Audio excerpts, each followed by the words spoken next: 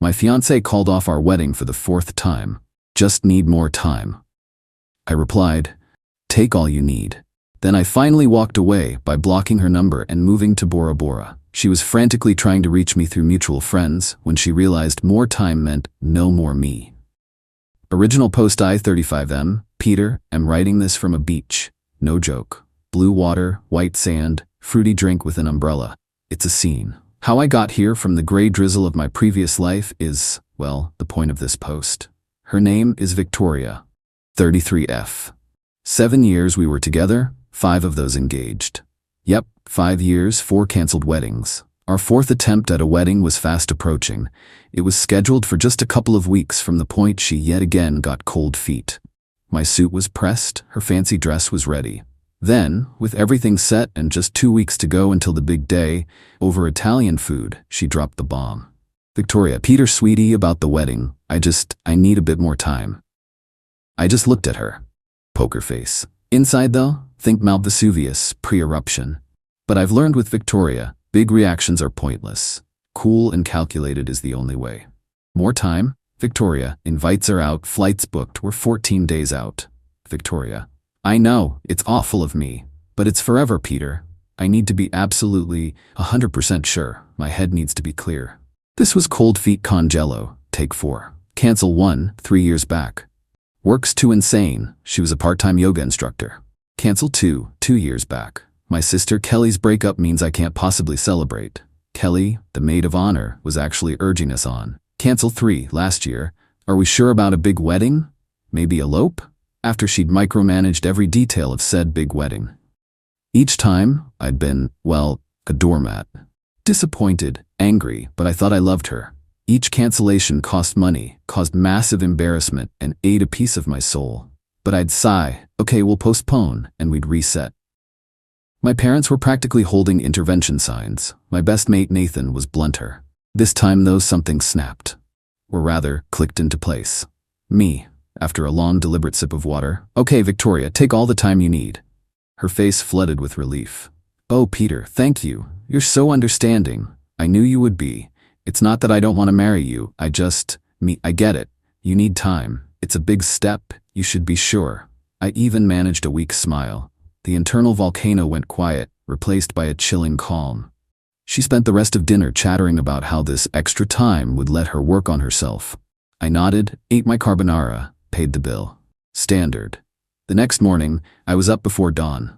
Victoria slept on, probably dreaming of endless time. I packed one big suitcase, essentials, passport, laptop, and a smaller one with a few irreplaceable sentimental things. That was 3 weeks ago. The note was short. Victoria, you wanted more time. You've got it. All of it. I've decided I need time too, time to move on. The wedding is off for good. So are we. I'll sort my other stuff later. Peter. Left it on her pillow, took my keys, walked out of our rented apartment, lease in my name, up in 2 months, thankfully. Drove to my bank, wired a hefty chunk of savings to an offshore escape fund I'd set up ages ago. Hit a travel agent, booked a one-way business class seat to Bora Bora, departing that evening. Called my phone provider, new SIM, new international number. Then I called Nathan. Me mate, you busy? Nathan, never for you. What is it? Did she pull the pin again? Me, yep, and I'm out, for real. Need a massive favor. I laid out the plan. He was quiet then. Holy crap, about damn time, Peter, what do you need? My Audi A4 was mine, clear title. Asked him to sell it, take a commission. Done deal. I'd packed the docs, handed him keys, signed a power of attorney. Last stop, my parents. Told them. Mum cried, then hugged me. Oh darling, I'm sorry it took so long, but thank God you're free. Dad shook my hand, pure relief on his face. Go live your life, son, you've earned it. Blocked Victoria. Phone, socials, email, blocked Kelly, her parents, her inner circle, the whole lot. If she wanted to find me, she'd have to work for it. I wasn't planning on being found. I landed here in Bora Bora, checked into a stupidly fancy overwater bungalow. The first week was sleep, cocktails, ocean gazing. The anger and hurt are still there, but they're receding, replaced by peace. And a nagging, why didn't I do this sooner? Yesterday, Nathan called. Victoria's been blowing up his phone. She woke up, read the note, and didn't understand. Figured I was just off for a sulk. When I was unreachable, panic mode engaged. She started hounding mutual friends, my parents, who politely stonewalled her. Nathan said she's veering between tears. How could he do this to me? And fury, he can't just leave. We have a wedding to replan. The sheer entitlement is breathtaking. She actually told Nathan, but I just needed more time. Not this. He's supposed to wait for me. Nathan's classic reply, looks like he gave you all the time in the world, Victoria. Then took his own. He also said the Audi sold fast. Good price. Money's in my new account, minus his well-earned slice. So here I sit, sipping my overpriced drink, wondering when it'll sink in for her that more time actually meant no more me. And you know what? It feels pretty damn good. Update 1, 2 months later. Hey Reddit, Peter again. Thanks for the massive support on my original post. Seriously, it helped knowing I wasn't the only one who thought 4 canceled weddings was a red flag the size of a small country. Life in Bora Bora is, well, Bora Bora. The view doesn't suck. I've actually started to unwind. Got a tan, started doing some remote freelance consulting, my old gig, but now with a 10-second commute to the balcony. The time difference is a beast. But hey, now, the Victoria fallout. Predictably, it escalated. Nathan has been my unwilling intelligence officer, mostly because Victoria and her crew started getting aggressive with anyone connected to me. According to Nathan, Victoria's narrative quickly became, I'm the unstable, impulsive one. I'm the one who threw away 7 years because she made a simple request. The audacity is Olympic level. Her sister Kelly took up the role of chief attack poodle. Kelly started spamming Nathan, even some of my distant relatives she dug up on Facebook. The theme, Peter's had a breakdown, he needs help. Victoria is frantic, he's abandoned her and his responsibilities. My only responsibility at that point was to my rapidly recovering sanity. Then, the apartment drama. The lease was up last month. I'd already told the landlord I was out and Victoria would handle things. Paid my half of the final month before I vanished. Victoria apparently just stayed. Didn't pay, didn't pack. Assumed I'd magically sort it. The landlord, Mr. Walter, a man not known for his patience, eventually got hold of Nathan, my emergency contact. Nathan laid it out. Relationship over, I'd paid my share and left, Victoria was informed. Cue Victoria's frantic calls to Nathan. Mr. Walter is evicting me. Peter has to pay. It's his fault for leaving. She even tried to tell Mr. Walter I was on a temporary work assignment. Mr. Walter, bless his cynical heart, wasn't buying it, especially after Nathan confirmed my assignment was more of a permanent life upgrade. Eviction notice served. Victoria had to scramble and ended up bunking with Kelly. Nathan says it's a domestic horror show over there. Good. Next up, the wedding gifts. We'd asked for cash towards a house deposit. A tidy sum had accumulated, mostly from my side and older friends. It was in an account solely in my name, lesson learned long ago. Victoria, via Kelly, demanded her share. Kelly sent Nathan an itemized list of Victoria's guests and the amounts they gave, demanding those sums be sent directly to Victoria. Not to the gift givers, to Victoria. For her trouble, presumably. My reply, relayed by Nathan, all wedding gifts will be returned to the original givers with a note explaining the permanent cancellation. Provide addresses for Victoria's guests, I'll handle it. This apparently was an act of war. Kelly to Nathan. That's not fair. Victoria needs that money. Peter is being vindictive. He's stolen her future. Now he's stealing her money. Stolen her future? She flushed her own future down the toilet 4 times. I just stopped offering her a new roll of paper. I spent a rather tedious week doing online banking, writing polite notes. Due to the wedding cancellation, Peter is returning your generous gift. He wishes you well. And sending every penny back. My family and friends were understanding, even relieved. No idea how Victoria's guests took it, but I bet Kelly and Victoria had some awkward explaining to do when the expected windfall didn't materialize. Small detail, big on entitlement. Victoria had borrowed my Bose Quiet Comfort headphones, a good leather jacket, some nice photography books. When Nathan arranged for movers, hired by me remotely, to clear my remaining furniture from the old apartment, these items were missing. Victoria, through Kelly, because facing the movers was too much apparently, claimed they were gifts. They weren't. I let it slide. They aren't worth the aggro. But it's the principle. She genuinely believes she's the wronged party. That after years of her nonsense, I owed her, what? Eternal waiting? A lifetime supply of more time while I funded her whims? Nathan said she's now telling anyone who'll listen that I've run off with another woman to Bora Bora. Hilarious. The only other woman here is the one who brings me coffee. The initial calm has settled into a sort of weary acceptance. Some people are just black holes of entitlement. The best revenge?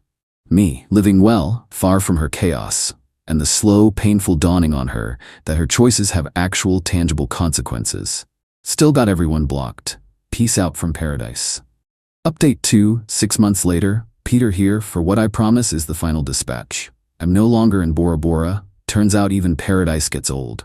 Been bouncing around a bit, still working remotely, still blissfully unvictoriated. The last few months were, shall we say, an education in the boundless nature of entitlement.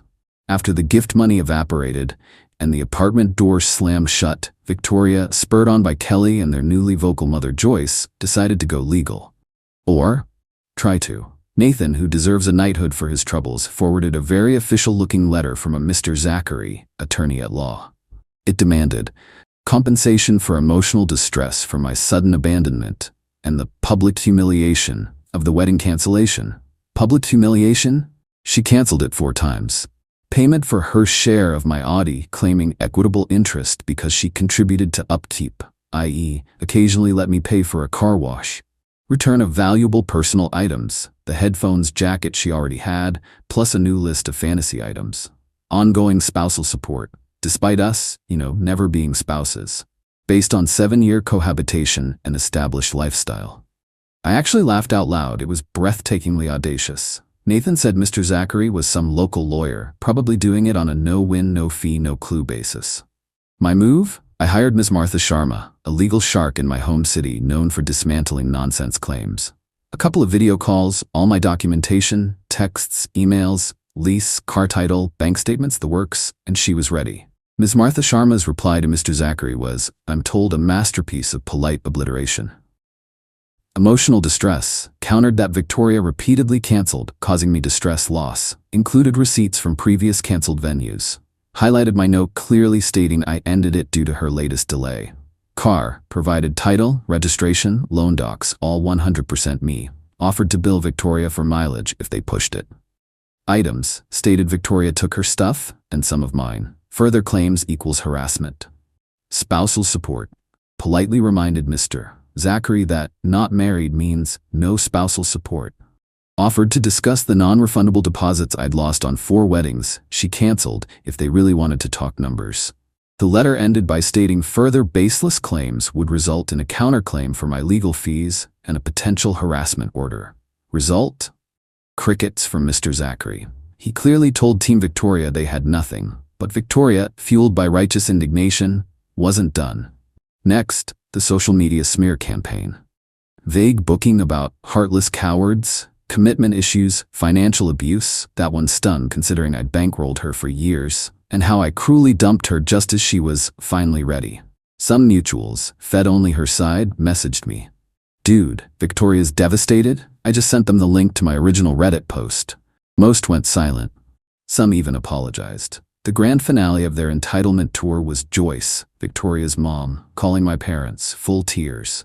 Joyce, please talk to Peter. Victoria's a wreck. She made a mistake. She'll marry him tomorrow. She can't manage alone. My mom, a gentle soul, pushed too far. Joyce, Peter made his decision after Victoria canceled wedding number 4. He gave her 7 years. His coming home isn't happening. Victoria is an adult. It's time she managed alone. Perhaps this is the more time she always wanted. Click, and that apparently was that. Nathan says Victoria is still at Kelly's, a reportedly miserable setup. Kelly's tired of funding Victoria. Victoria's tired of not being the center of attention. Victoria got a full-time retail job, hates it, complains constantly about life's unfairness. Shocking. Me? I'm good, really good. The anger's gone. Bit of sadness for the lost years, but mostly profound relief. And yeah, a quiet satisfaction. The revenge wasn't loud, it was just me drawing a line. Enough. Her actions had consequences. She wanted more time without me. She got a lifetime supply. She thought she could control me and the narrative forever. She found out she couldn't. She assumed the world owed her a comfy life, regardless of her behavior.